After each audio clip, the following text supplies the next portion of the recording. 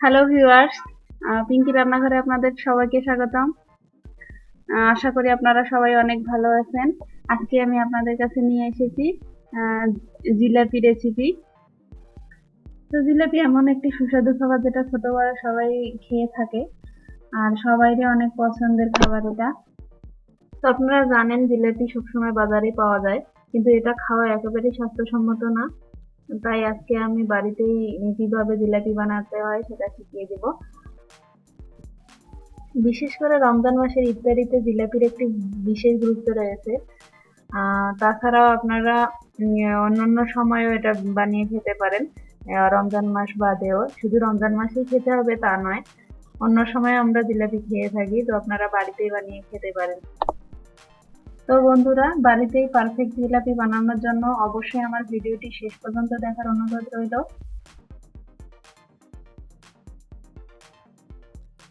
তো মূল ভিডিওটি শুরু করার আগে আপনাদেরকে জানিয়ে রাখি, আমার চ্যানেলটি যারা সাবস্ক্রাইব করেছেন তাদেরকে অনেক অনেক ধন্যবাদ।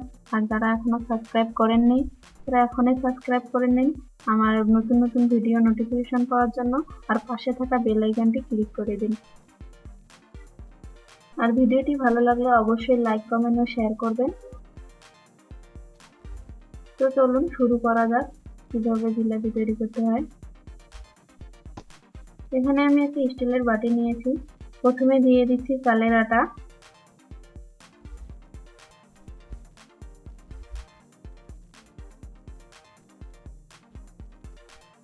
তারপর দিয়ে দিলাম বেসন আর ময়দা। আমি এখানে সবগুলো 1 কাপ 1 কাপ করে দিয়েছি। তো এখন দিয়ে দিচ্ছি 4 চামচে 4 ভাগের 1 কাপ পরিমাণ বেকিং পাউডার, সামান্য একটু লবণ। মিষ্টির স্বাদটা বাড়িয়ে দেবে লবণটা, তাই আমি লবণ ইউজ করেছি, আপনারা চাইলে নাও ইউজ করতে পারেন। এখানে দিচ্ছি 1 চামচ পরিমাণ তেল, খাওয়ার যে তেল আছে সয়াবিন তেল আমি সেটাই দিয়েছি। এবার ভালো করে সবগুলো উপকরণ মিশিয়ে নেব।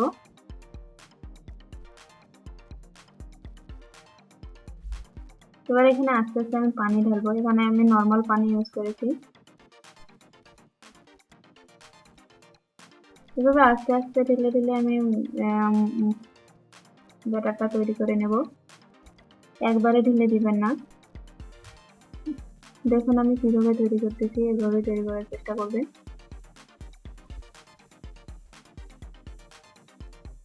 তো দেখতে পাচ্ছেন আমার ব্যাটারটা কিন্তু তৈরি হয়ে গেছে।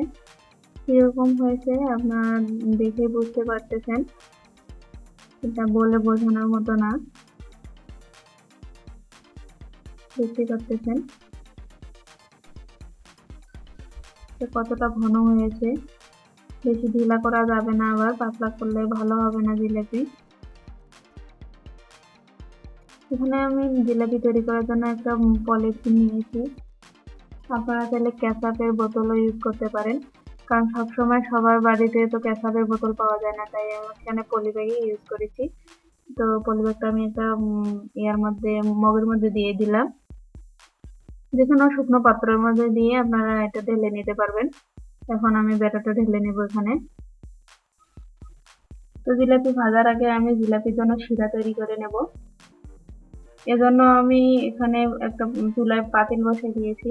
এখানে আমি 1/2 কাপ পরিমাণ চিনি দিয়ে দিচ্ছি, আর সমপরিমাণ পানি দিয়ে দেব। দিয়ে শিরাটা ঘন হয়ে আসা পর্যন্ত অপেক্ষা করব। অবশ্যই এই কাজটা চুলার আঁচটা লো করে করবেন, নাহলে পুড়ে যাবে। তো দেখতে পাচ্ছেন আমার শিরাটা কিন্তু তৈরি হয়ে গেছে। আমি দেখাচ্ছি কিরকম হবে।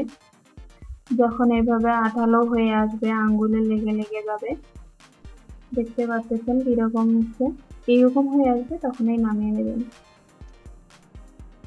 তো এখন আমি জিলাপিটা তৈরি করে নেব।